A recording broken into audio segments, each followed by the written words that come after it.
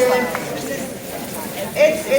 It's so touching to see that all these people, all of us are out here because we care about each other, we care about our community, we care about our country. And we're not going to let it fall to dictatorship. No kings here in America.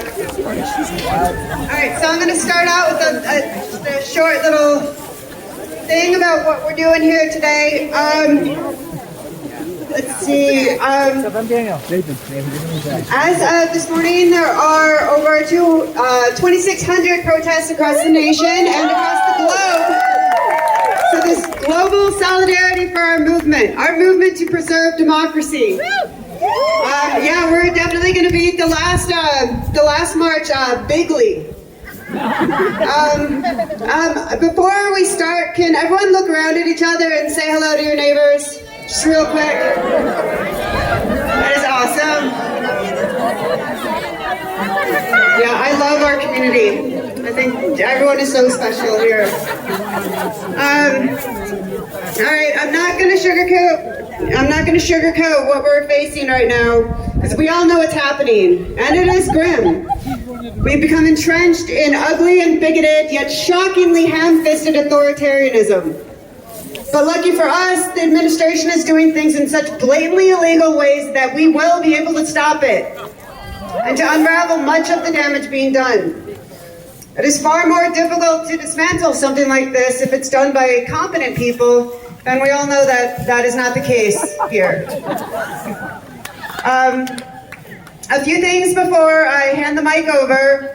First, if you haven't yet signed up for the ICE Alert Signal Group, please do so. There's a QR code there on the post right there, and there's one at the Delta Dems booth.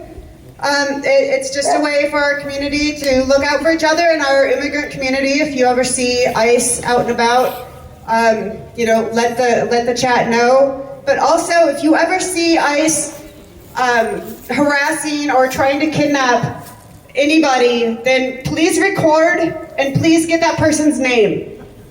Just, we need to have documentation of who is being kidnapped by this horrible administration. There is also a group, I want to get the name right, Ben, who's one of our speakers, he'll be speaking about this a little bit later, but the Paonia Partnership Immigration Team meets at the Learning Council every Monday at 4:30, I believe. Please go check them out and see what you can do to help our immigrant population. Has everyone gotten their signs made? I see some incredible signs out there. You guys are just so talented, so clever. I love it. If you haven't yet gotten a sign, visit one of the booths. Delta Dems has a sign making station over there. There's also at the Indivisible group, there's free geraniums. So check that out. Let's see, yeah, we're going to have a few speakers today talking about the most important things facing us Coloradans. Things that our democracy is being attacked for. So, that said, I'm going to announce our first speaker. Pete, I'm sorry, Pete. I'm so afraid of messing your name up. Pete Klobenschlag. He's going to be speaking about public lands. Thank you, Pete. Thank you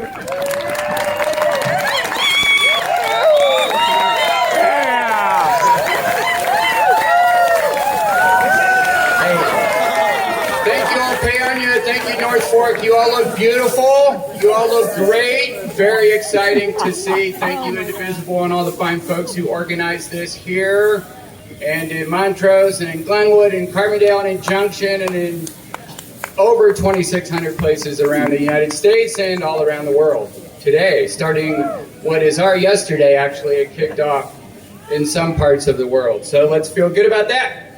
I'm Pete Klobenschlag. I've been doing public lands work of various sorts here in the Valley for a long time, 25 years ever since I've lived here.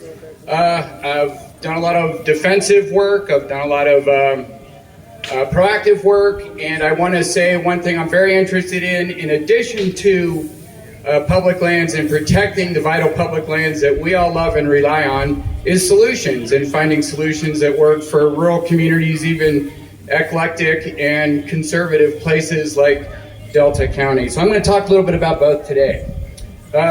We share this space, our towns, our homes, our farms, roads, water systems, within an ecosystem that includes some of the most amazing, important public lands in America.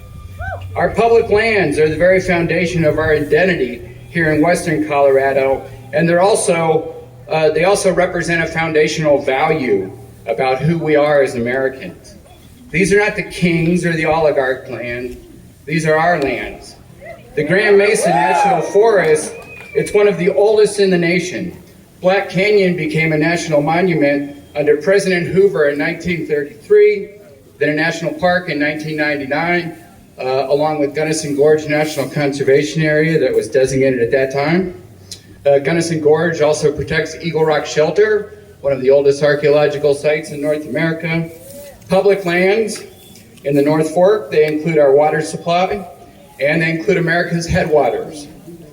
In 2012, we defeated oil and gas leases here.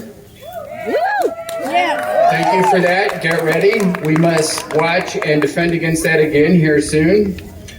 We value the land, we value the water, we value what that provides us. We take our responsibility as stewards to America's resources seriously too. The value of these lands is critical here, but it's not just about here. And the attacks on our public lands, the attempts to weaken public oversight and public resolve are real. But now we have an opportunity as well to show that we here in the North Fork, we're not subjects, we're a free people. It is a community-based public lands bill that's now in front of Congress, centered here in the Gunnison region. I'm going to talk about real quickly. The GORP Act. It builds on a legacy of advocacy here in this valley and around the Gunnison Valley. It protects public lands in and around the Upper St. Gunnison Basin, including here in the North Fork, particularly on the Gunnison County side of the North Fork, but here in Delta County as well. It secures recreational access, including river access, and it secures vital habitat and important watershed lands. In the North Fork, it removes most of the BLM lands from the threat of future oil and gas leasing, including Jumbo Mountain, which is available for oil and gas leasing currently. The GORP Act is a bottom-up proposal based on more than a decade of thoughtful conversation. Unlike free people, subjects visit royal lands at the pleasure of the reigning monarch. This is a point that Republican President Theodore Roosevelt leaned into heavily as he prioritized conservation. In America, the public, not a Sharpie-wielding monarch, owns the public lands. Roosevelt worried deeply about oligarchs robbing America of its public treasure. He recognized these treasures, public resources, as fundamental to democratic power. Railing against malefactors of great wealth, he said of corporations, not one is entitled to a vote in Congress, to a voice on the bench, or to representation in any public office. He understood that the rights of the public to natural resources outweigh private rights, and it must be given the first consideration. Decades later, Aldo Leopold published a Sand County Almanac describing bottom-up conservation based on listening to the land and to its stewards. Public lands have democratic roots and difficult ones. Decisions are a balance of interests and needs and are supposed to be based on the long-term public good taken under public oversight. But the land was neither unclaimed nor unoccupied when we first took it. So like our nation striving towards a more perfect union, that ongoing effort to bend the moral arc, our public lands also represent an evolution in thought, in conservation science, in management, in the resource values and the resources that we value, and in who we include in decisions. Advisory committees, administrative records, lawsuits, permits, NEPA analysis, public meetings. They may be slow, they may be boring, but they beat kings and decrees. They're better than executive orders. We see already, under the current regime, what monarchical rule will look like on public lands. Disappearing data, a demoralized workforce, Potemkin policy boards, vast regions thrown open to mining, tribal and local voices ignored, all to bestow the public's treasure onto favored oligarchs, resource barons, or faraway corporate interests. That's why I'm here today. That's why I hope we are all here today. Say no to kings, yes to public lands, no sell-off, no giveaway, no favoritism for oil baron billionaires. These critical watersheds and public lands, they belong to us, the people of these United States, not to a monarch or his self-dealing court and royalist cabinet. The muster call is out, the signal fire is lit. The people united can never be defeated. The GORP Act has bipartisan and broad support, the type of bottom-up conservation vision that both Leopold and Roosevelt favored. Our House member and both senators, all affected counties, including Delta, local governments like Paonia, and Coloradans from all walks of life and political affiliations support the GORP Act. The Sentinel editorialized in favor of it today. We, the people, value these lands as our natural capital.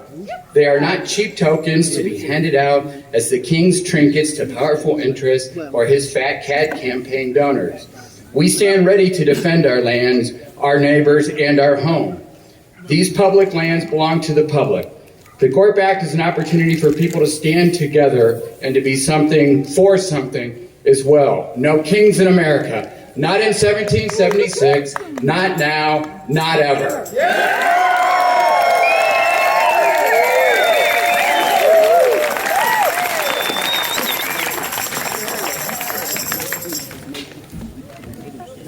Wow, that was really powerful. Thank you. Thank you, Pete.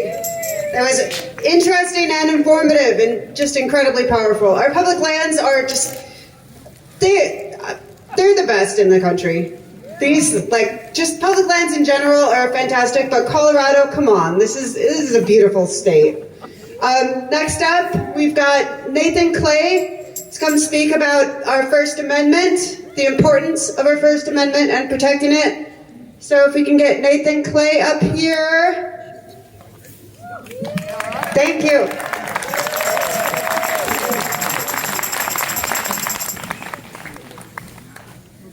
All right.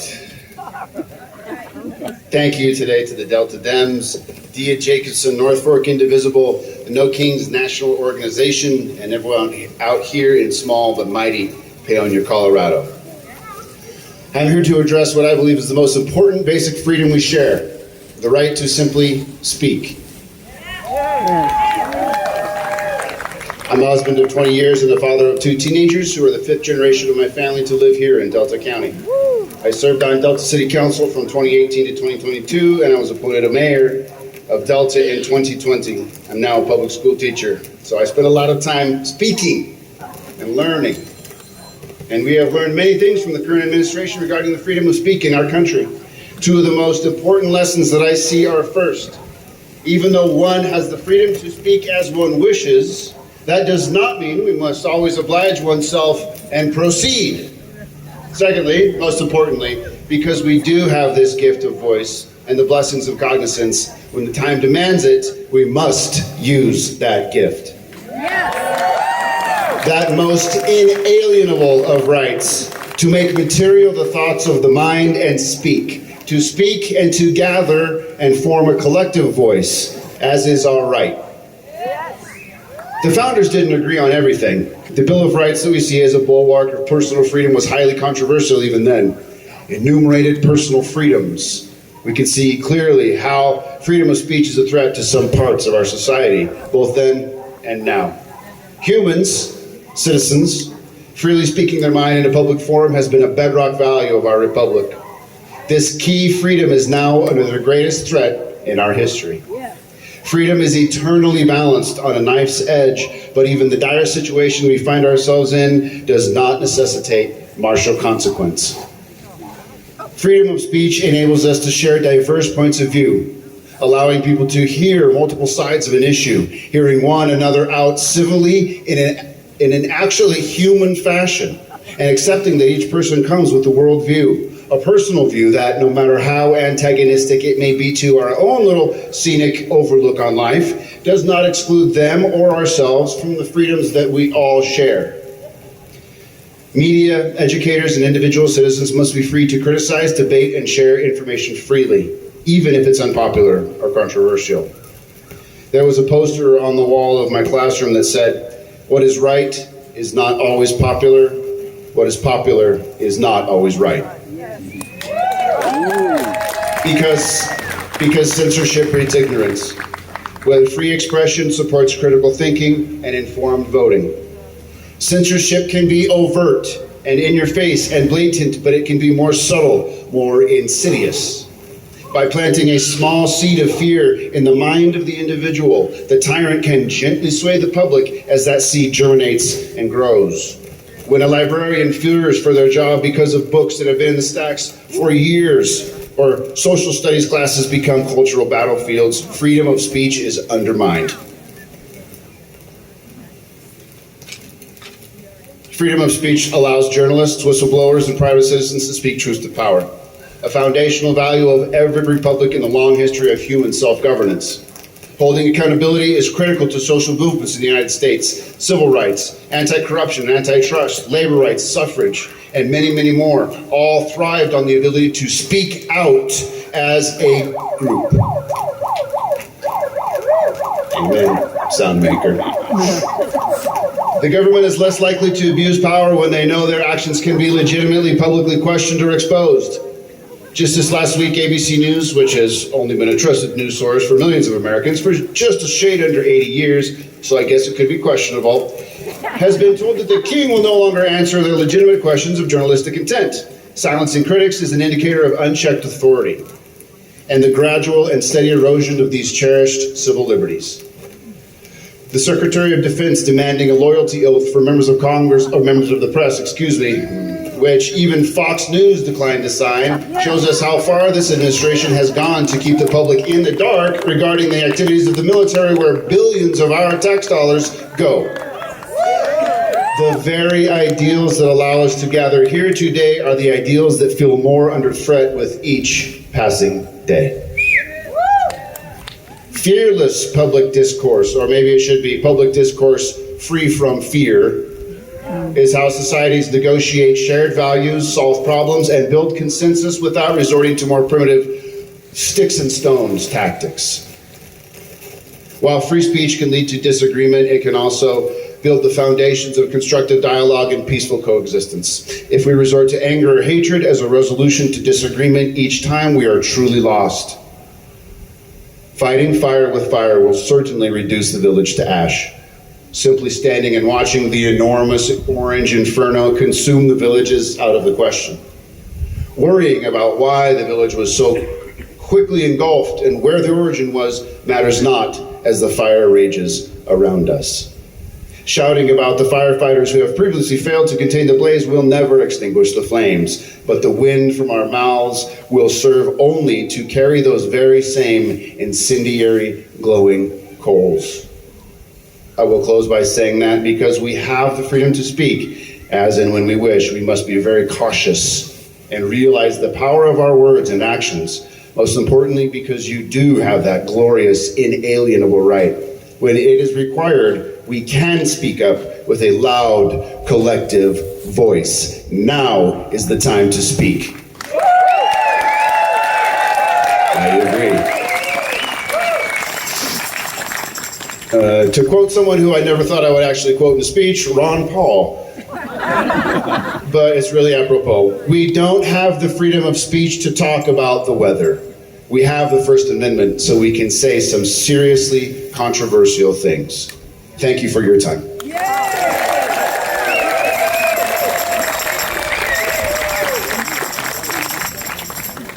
Thank you, Nathan, for that powerful speech. Thank you for your service as a mayor and your current service as a school teacher as well. Our First Amendment is the strongest, most important, so we need to protect it. I do have some notes before we bring on Dr. Doug Speedy. There is a kids area over there, just to remind everyone, there's some fun stuff for kids to do. And there are free flowers and seeds over by the indivisible table over there. I just want to say real briefly that the right is trying to call this a no-hate rally. All I see is love and peace and a sea of patriots. So I'm proud of all of us and no kings. Now, coming up next is Dr. Doug Speedy. He's going to talk about healthcare.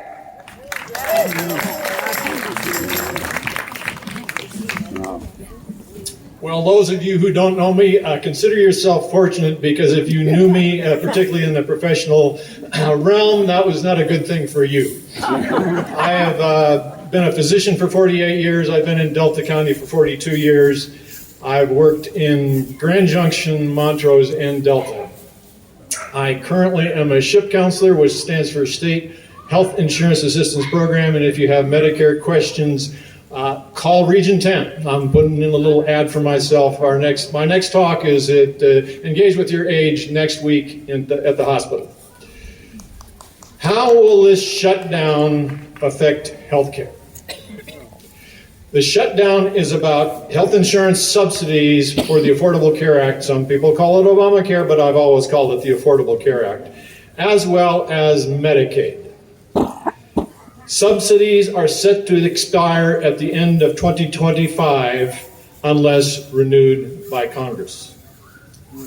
The Affordable Care Act premiums are set to rise by more than 75% in 2026, according to Kaiser Family Foundation, as well as Johns Hopkins. You're booing Hopkins? Okay. Just saying. Also from the Kaiser Family Foundation, I found this very interesting. More than 3 in 4 affordable care marketplace enrollees live in states that were won by Trump in 2024. Nationwide, 93% of enrollees in the Affordable Care Act received premium tax credits. But enrollees living in those red states and won by Trump, they actually get an even higher percentage than the 93%. The Congress estimates that 4.2 million people will lose their insurance if these are not extended. The red states are about to fool around and find out what happens to them when they lose their health insurance. 78% of the public agrees that these should be extended, including 50% of MAGA. And it's really shocking to once agree with Marjorie Taylor Greene that things should go on. Medicare is not going to be currently significantly affected by this. However, unless Congress acts, Part A of Medicare, that's the part that covers hospital, skilled nursing facilities if you need rehabilitation after an injury or illness, as well as hospice, will go bankrupt in 2033. Republicans would rather cut costs and hurt people than fix issues. Medicaid. Medicaid is going to require that all those under 64 on Medicaid prove evidence of employment twice a year. It used to be once a year, and it used to be done automatically, like checking people's tax returns.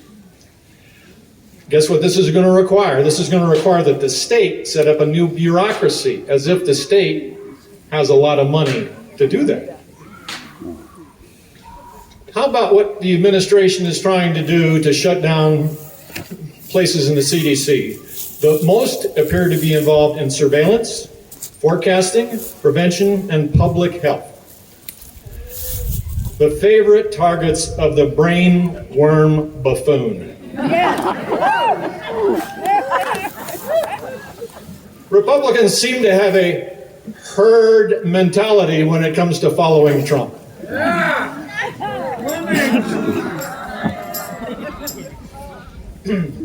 There is a person that goes around Hotchkiss, wears a red hat that says KAS. You probably have no idea what that stands for, but it's a sarcastic comment about what Trump and his well-qualified cabinet members are trying to do. That stands for Keep America Stupid, which is what they're trying to do. The abomination continues unabated. And forgive this last little comment if you consider this cultural appropriation, but I did march for civil rights in the 1960s. Yeah. We shall overcome.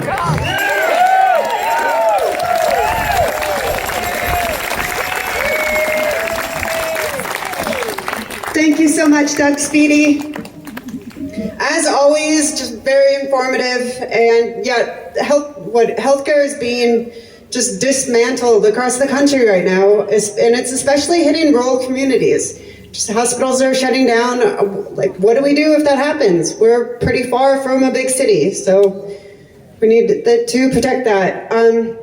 Next up, sorry, I get nervous, so sorry that I'm meandering. Okay, so up next is Ben Bentley. He's gonna, I believe he has a poem. So please welcome to the stage, Ben Bentley.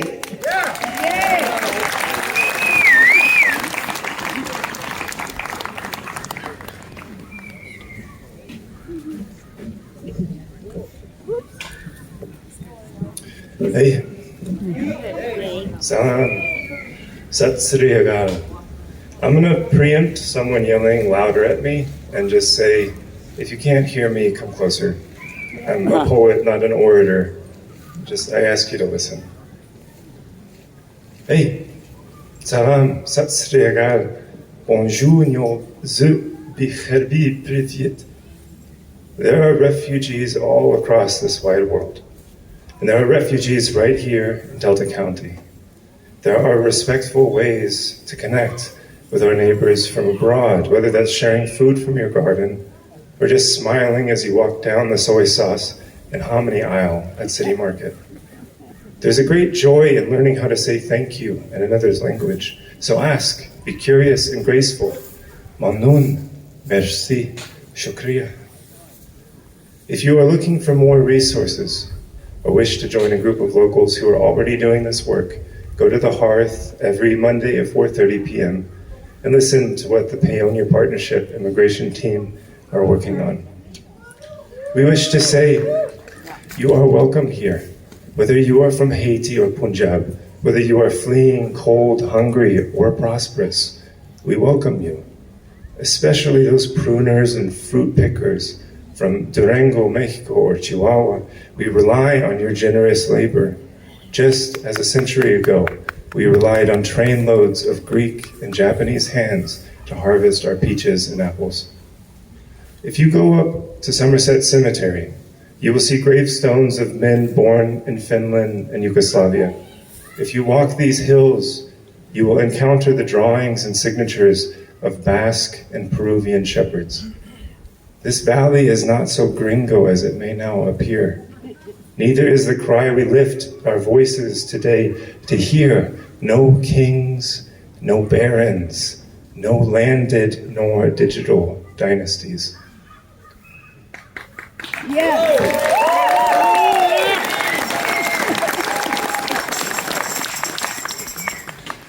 I'd like to share an old yarn from the 1770s, back when last we had a king. We like to think that it was monarchy we were overthrowing as Bostonians threw tea into the sea. And yet, it was not King George alone who caused the Boston Tea Party. Do you know? Do you know what effects of globalism, imperialism, capitalism in the 1770s conspired together to light that match? No? The British East India Company had caused a great famine in Bengal, starving nearly a third of the population. They then, through their negligence and greed, lost their tax base, all those farthings and rupees they reaped from peasants' hands. And it's something akin to 2008 that happened next. They were deemed too big to fail. And so while teetering over bankruptcy, Parliament decided to to tax the Yanks so that we might protect their investments.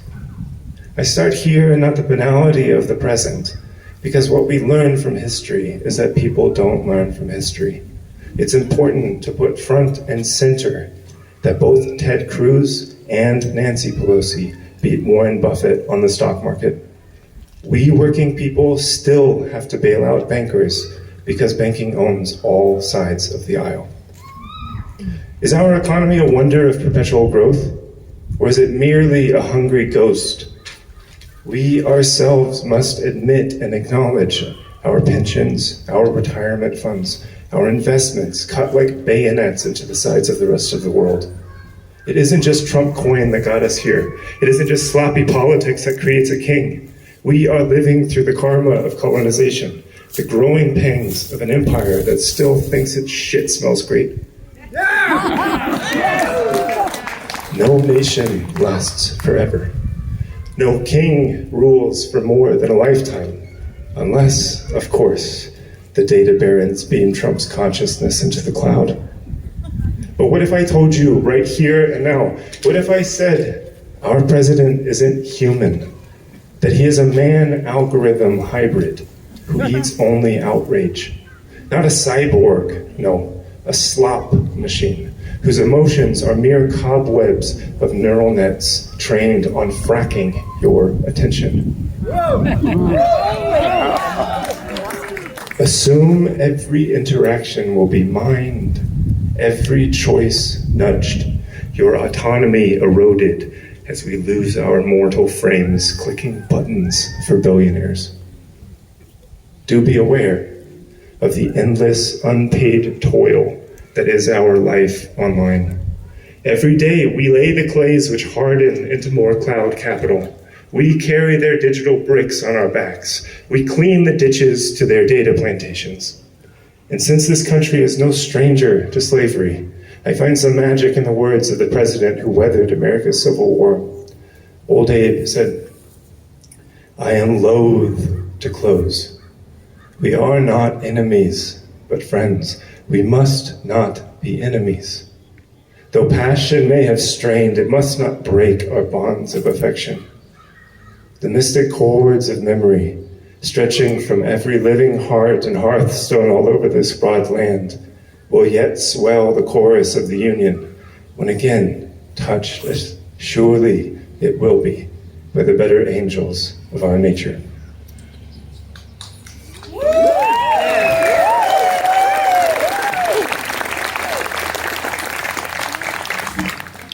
Where are the angels of affection today? Where are the better angels of grace and curiosity? They are here in our hands. They're in the food we share with one another, in the mulberry joy and stained fingertips grasping at words like generous and thankful. What is there to do but smile, forgive, love, and listen? Bishno, love, love, and listen. Bishno inne chunch goyat mikonad. As jadoi ha hi goyat mikonad.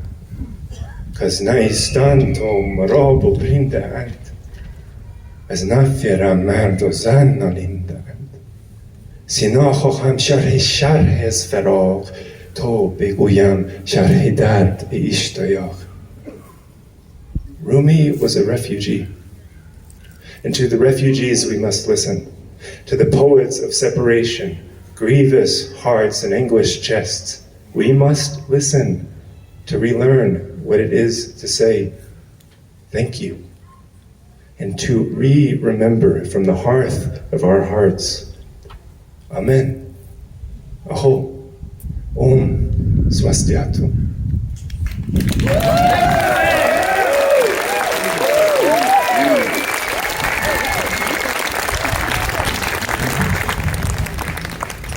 That was Ben Bentley, everybody. It was a very eloquent speech, very eloquent poem. Next up, we have a man, I don't think he even needs an introduction, but I'm going to say Bob, now I'm forgetting his name. Bob Panetta, Bob Panetta. See, I guess he does need an introduction from me. Bob Panetta, welcome to the stage. I'm sorry about butchering your name. I'm terrible with names.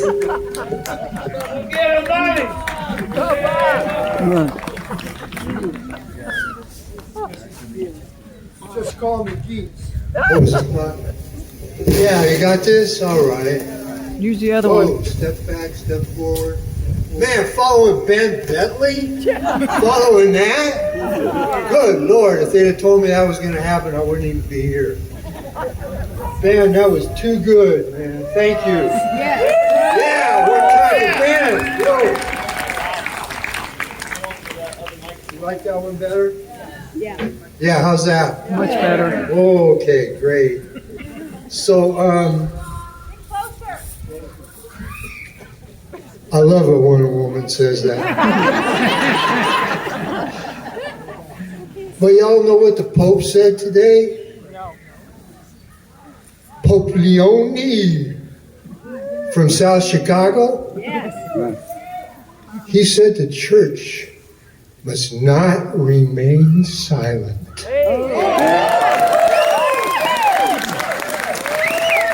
And neither should we. Dr. Speedy mentioned working with the civil rights people and marching. And in 1964, there was a guy named Mario Savio. And the horrible thing is I have great notes, but I forgot my glasses. So you know how that goes. Let's try it like this.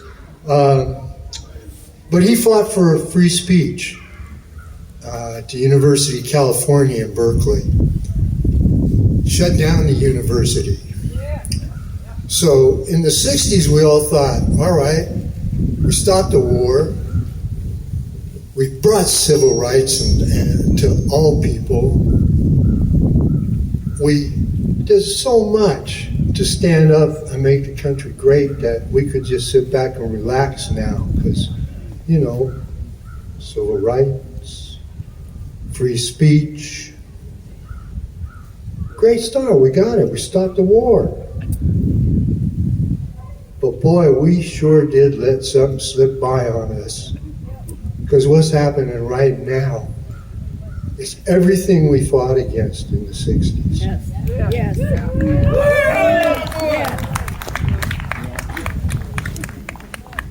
So, a few great people said a few good things, man. Dalai Lama said, choose to be optimistic. It feels better. Jesus spoke of the words being judged by their ability to save rather than harm. Yes. We're hearing a lot of harmful raps out there, man, and it sort of brings you down, and then you feel you got to get back and get, you know, just as nasty as they were, but that's not gonna get us anywhere. So it is love that's going to save America. It's loving each other, and it's loving the other side. And we got to speak more to the other side. I mean, we all have something in common. So, you know, there should be only one side, and that's the American side. But I'm here to speak for KVNF, actually, and we want to turn it up. And we want to stop the silence. They took away our funding. The Fed said no more funding for public broadcasting. So you know what you guys did? Yeah. You know what you did? In the last 4 months, KVNF has raised over $200,000. Thanks to you people. Thanks to the people in the community in western Colorado and eastern Utah. They really appreciate what we're doing. And it is so important for us all to turn it up. Turn up our actions just one more notch. Just a little more of what you're thinking you ought to do, you gotta do. So with that, turn it up. Stop the silence.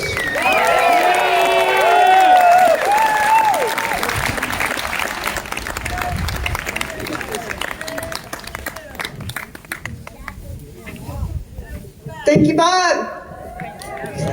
Yeah, I think we're all here today to turn it up. We've got one more speaker, and then we've got some closing remarks. And then we're going to go on our peaceful march up through town. How does that sound, everybody? Heck yeah. All right, next up, we have Betsy Marston.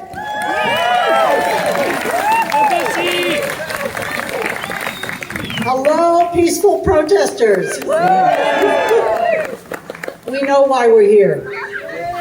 Our country's under attack from within.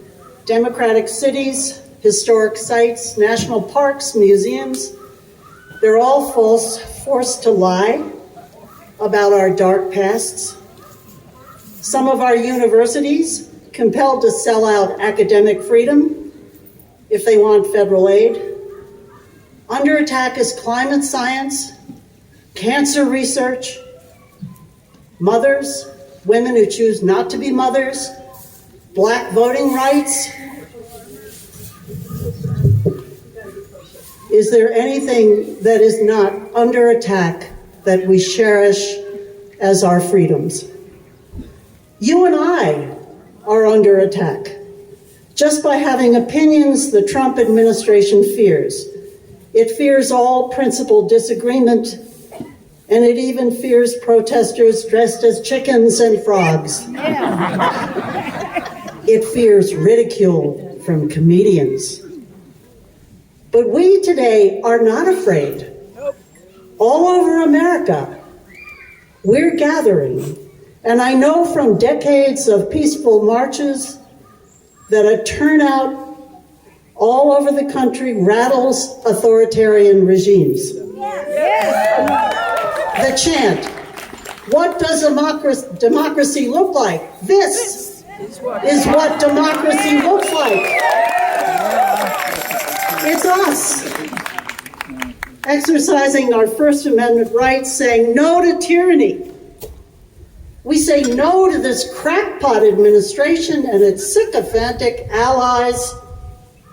We say we will resist. President Trump calls us anti-Americans. He calls us terrorists. We know what we are. We're patriots. We love this country. We want to stand up for this country. And today we put ourselves on the line to say, we resist.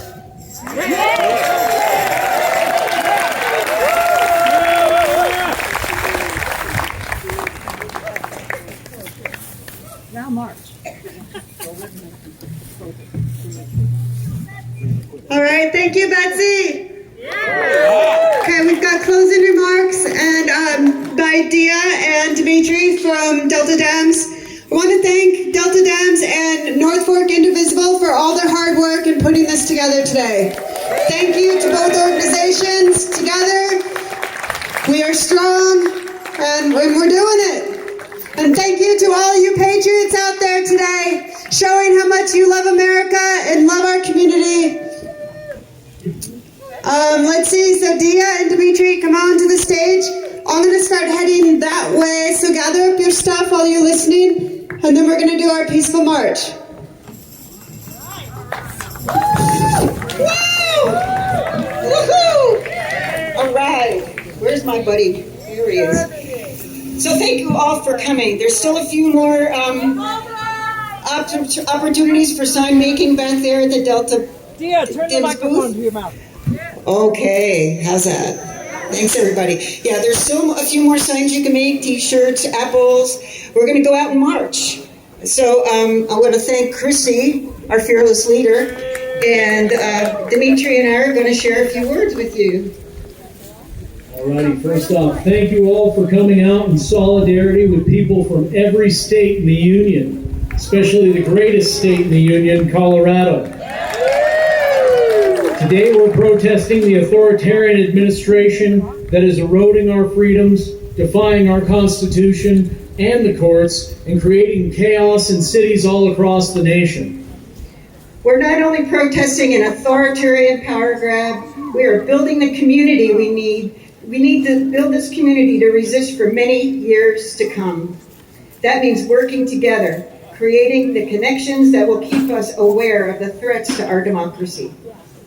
Remember, we're here because we believe in freedom of speech, protecting our public lands, accessible, affordable health care, and the rights of immigrants. And right here in Paonia, our beloved radio station, KPNF. And especially if you haven't yet, don't forget to vote. Let's show them that we are proud, patriotic Americans who love this country, believe in the rule of law, the Constitution, and we will not stand for a king in America. We're here to support democracy, not monarchy. Americans decided 250 years ago that we would have no kings. So, let's get our signs out in March. No kings. No kings. No kings. No kings. No kings. No kings. No kings. No kings. How'd you go? Thank you so much.